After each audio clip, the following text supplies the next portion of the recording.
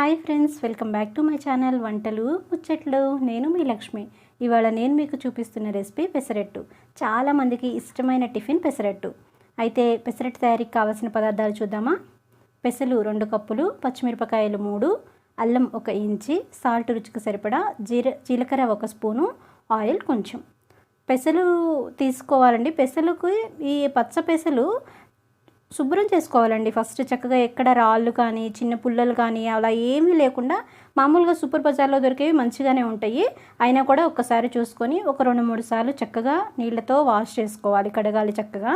2-3 సార్లు కడిగిన తర్వాత ఇందులో నానబెట్టుకోవాలి. ఇప్పుడు పెసలు మునిగిన దానికన్నా కూడా ఇంకా ఎక్కువ వాటర్ వేసి నాననివ్వాలండి. మినపప్పు అంత స్పీడ్గా నానిపోవు ఈ పెసలు, బాగా టైం తీసుకుంటాయి అనమాట. కనీసం మినిమం టు మినిమం ఒక 8 గంటలైనా నానబడితే పెసరపప్పు బాగా నానుతుంది. అట్టు కూడా చాలా బాగా వస్తుంది అనమాట. ఇప్పుడు ఒక మిక్సీ జార్ తీసుకొని మన నానబెట్టిన పెసల్ని జార్లోకి వేస్తున్నాను. వాటర్ ఏమీ లేకుండా ఓన్లీ పెసరపప్పు ఒకటే చేతికొచ్చేలాగా తీసుకొని పెసలన్నిటిని మిక్సీ జార్లో వేసుకోవాలి. పెసలని వేసిన తర్వాత పచ్చిమిరపకాయలు ఇలా మధ్యలోకి తుంచి, పచ్చిమిరపకాయలు సన్నగా కట్ చేసుకుని, అల్లం ముక్కలు కూడా వేసుకొని కొంచెం కొంచెంగా వాటర్ యాడ్ చేసుకోవాలండి. దోశ పిండిలాగా మరీ ఎక్కువ జారుగా ఉంటే పెసరట్టు అంత టేస్టీగా ఉండదు. కొంచెం కొంచెం వాటర్ యాడ్ చేసుకుంటూ దోశ బ్యాటర్ వచ్చే వరకు కలుపుకోవాలి. ఇప్పుడు దీన్ని మిక్సీ చేసేసాను, చూసారా. దీన్ని ఇప్పుడు నేను మిక్సింగ్ బౌల్లోకి తీసుకొని రుచికి సరిపడా సాల్ట్ కూడా కలిసిన తర్వాత జీలకర్ర కూడా కలుపుకొని దోశ బ్యాటర్ రెడీ చేసేసుకుందాం. చక్కగా అన్నీ మిక్స్ అయ్యేలాగా కలుపుకోవాలి. మరీ ఎక్కువ లూజ్గా కూడా ఉండకూడదండి. పిండి కూడా చాలా మెత్తగా వేసుకోవాలి. ఇప్పుడు మన దోశ బ్యాటర్ రెడీ అయిపోయింది. ఇప్పుడు స్టవ్ వెలిగించుకొని ప్యాన్ పెట్టుకుందాం.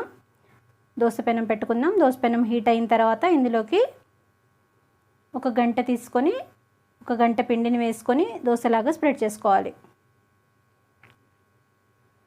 దోశ కాలడానికి సరిపడినంత కొంచెం నూనె, చాలామంది అయితే నెయ్యితో కూడా కాల్చుకుంటారండి, చాలా బాగుంటుంది ఆ ఫ్లేవరు. మీ ఇష్టం, ఇంకా నెయ్యి అయినా సరే నూనె అయినా సరే వేసుకొని పైనుంచి కొన్ని ఉల్లిపాయలు కూడా సన్నగా కట్ చేసుకున్న ఉల్లిపాయలతో వేసుకొని దోశని సన్న సెగ మీద కాలనిచ్చామంటే టేస్టీ పెసరట్టు రెడీ అయిపోతుందండి.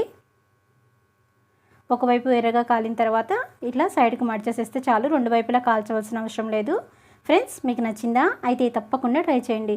ఈ వీడియో మీకు నచ్చినట్లయితే లైక్ చేయండి, షేర్ చేయండి. రెసిపీ ఎలా ఉందో కామెంట్ చేయండి.